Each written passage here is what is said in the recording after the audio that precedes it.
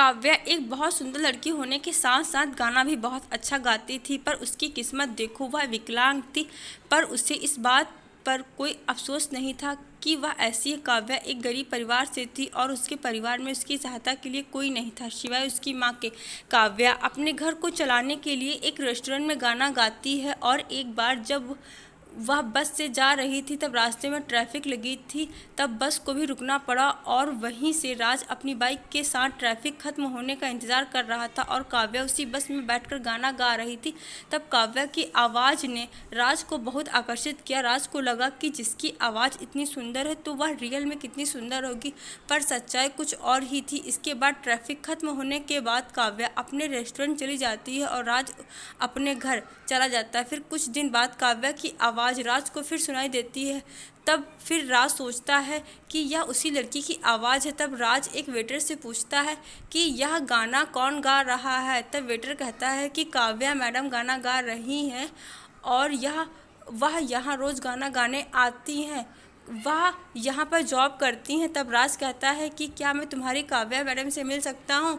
तब वेटर कहता है कि काव्या मैडम किसी से मिलती नहीं है। राज ने कहा ठीक है, फिर उसके बाद वापस चला जाता है। फिर कुछ दिन बाद आता है, उसे फिर काव्या की आवाज़ सुनाई पड़ती है। वह कहता है आज चाहे कुछ भी हो जाए मैं उस लड़की से मिल कर ही रहूँगा। लेकिन जब तक वो जाता है तब तक काव्या जा चुकी होती है। काव्या की आवाज़ ने राज को इतना आकर्षित किया कि वह उसका गाना सुनने के लिए दिन प्रतिदिन रेस्टोरेंट आने लगा। वह काव्या से मिलने के लिए बहुत बेताब हो गया कि मैं उस लड़की से मिलकर ही रहूँगा चाहे कुछ भी हो जाए। एक दिन राज ने वेटर को मना ही लिया कि मुझे तुम्हारी मैडम से मिलना है। बड़ी मुश्किल से वेटर माना कि ठीक है, अब मैडम से मिल लेना। लेकिन राज इस बात से अनजान था कि काव्या एक विकलांग लड़की है। एक दिन जब काव्या रूम में बैठकर गाना गा रही थी तभी अचानक राज उसके सामने जा पहुंचा। काव्या अचानक से घबरा गई और पूछने लगी तुम कौन हो जो अचानक से मेरे सामने आ गए।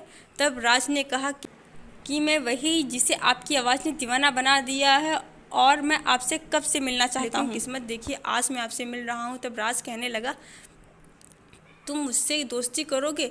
लेकिन काव्या ने कहा कि हमारी दोस्ती संभव नहीं। राज ने कहा धीरे धीरे दोस्ती हो गई। लेकिन राज इस बात से अभी बेखबर है कि काव्या विकलांग लड़की है और काव्या को कभी मौका नहीं मिला कि उसे बता सके।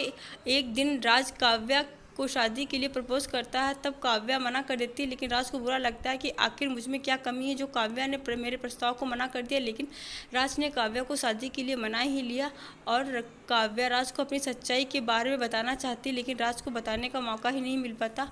और फिर उन दोनों की शादी की तारीख नज़दीक आ जाती है और जब उसकी शादी होती तब मंडप में कुछ लोग काव्या को व्हील चेयर पर लेकर आते हैं। तब राज बिल्कुल भयभीत हो जाता है कि यह क्या हो रहा है मेरे साथ। तब राज भड़क जाता है और फिर काव्या को बहुत बुरा भला कहता है कि तुमने मुझे धोखा दिया, तुमने मेरे प्यार का मजाक बनाया, तुम और मेरी भावनाओं के साथ खेला। लेकिन काव्या रोने के अलावा कुछ कह नहीं पाती और फिर राज शादी तोड़कर चला जाता है और फिर काव्या बहुत रोती है। फिर कुछ दिन बाद काव्या गाना गाने के लिए उसी रेस्टोरेंट में जाने लगती है। फिर धीरे धीरे पुरानी बातों को भूलने भी लगती है। लेकिन एक दिन राज अचानक सामने आ जाता है, उसको फिर अपने पुराने दिन याद आने लगते। तब राज काव्या से नफरत करता है और जब काव्या गाना गाती है उसी रेस्टोरेंट में फिर कुछ देर बाद कुछ बदमाश तरह के लड़के उसके गाने पर कमेंट करते।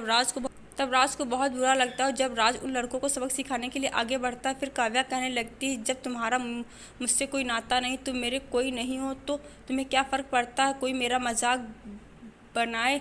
फिर राज काव्या की बात सुनकर वहाँ से वापस आ जाता है और फिर सारी बातों को सोचता है कि आखिर उसमें काव्या की क्या गलती है कि वह ऐसे। काव्या ने तो कभी मुझसे झूठ नहीं बोला, लेकिन हाँ ये बात फिर काव्या ने छुपाई भी तो नहीं है। फिर राज काव्या की बात सुनकर वहाँ से आ जाता है और फिर सारी बातों को सोचता है कि आखिर काव्या इसमें गलती क्या है कि वह ऐसे। काव्या ने भी तो कभी मुझसे झूठ नहीं बोला, लेकिन हाँ ये बात छुपाई भी तो थी। फिर एक बार काव्या बस से जा रही होती है तो फिर उसी बस में एक्सीडेंट हो जाता है। तब राज को यह बात पता चलती है, तब वह बिना सोचे समझे काव्या से मिलने हॉस्पिटल चला जाता है। तब देखता है काव्या इतनी मासूमियत के साथ हॉस्पिटल में भर्ती। सोचता है कि तब उसने काव्या के साथ गलत किया है।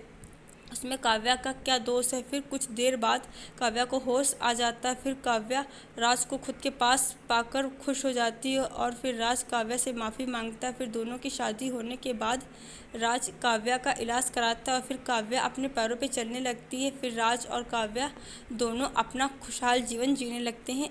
आशा करती हूँ कि आप लोग को ये कहानी ज़रूर पसंद आई होगी और मेरे चैनल को सब्सक्राइब, वीडियो को लाइक ज़रूर कर दीजिएगा और कमेंट सेक्शन में ज़रूर बताइएगा कि आप लोग को ये स्टोरी कैसी लगी। तब तक कि मिलते हैं नेक्स्ट वीडियो में। थैंक यू सो मच, धन्यवाद।